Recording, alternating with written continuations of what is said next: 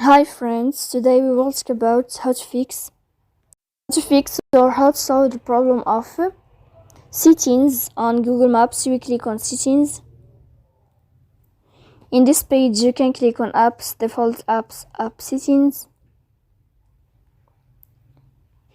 On above you can search about Google Maps and you can click here. Then you can click on first stop. Here we'll enter to storage. Then you can click clear cache.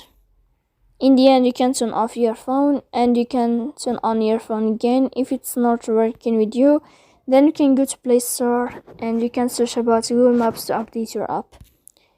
So please don't forget to support us by like and subscribe. See you next time in another video, and thank you for your attention.